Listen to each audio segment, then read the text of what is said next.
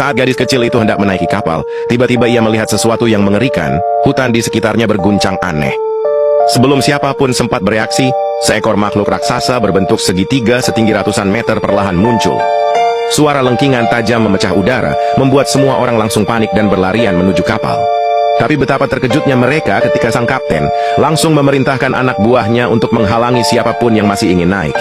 Mesin kapal pun dinyalakan dan bersiap kabur. Dan semakin banyak monster muncul dari balik gunung. Monster itu menargetkan orang-orang yang tertinggal di darat. Untungnya di detik-detik terakhir, Nick dan putrinya berhasil menyelamatkan diri ke atas kapal. Ketika sang kapten mengira sudah aman, dia melihat pemandangan yang jauh lebih mengerikan. Laut yang tadinya tenang tiba-tiba berputar membentuk pusaran raksasa.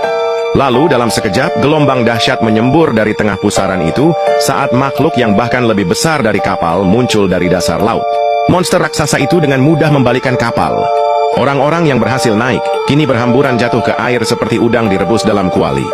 Setelah perjuangan berat, Nick dan anaknya berhasil mencapai daratan. Dengan cepat, Nick membawa putrinya masuk ke sebuah ruang bawah tanah untuk bersembunyi. Tapi yang mereka temukan di dalam justru lebih mengerikan. Sebuah mata raksasa tiba-tiba menyusup masuk melalui pintu bawah tanah. Nick langsung mundur ketakutan. Monster itu dengan gesit berputar mengitari ruangan. Di saat genting itu, seekor tikus muncul dan menarik perhatian monster. Nick memanfaatkan kesempatan ini untuk bersembunyi dan berusaha mengalihkan perhatian makhluk itu. Beberapa menit menegangkan berlalu sebelum monster itu tampak kehilangan kesabaran. Tapi tepat di saat itu seorang pria tiba-tiba mengambil kapak dan bersiap menyerang. Nick cepat-cepat memberi isyarat agar dia diam sambil matanya tak lepas dari monster itu. Pria itu akhirnya tersadar. Namun ketika dia mau bergabung dengan Nick, dia tidak sengaja menimbulkan suara.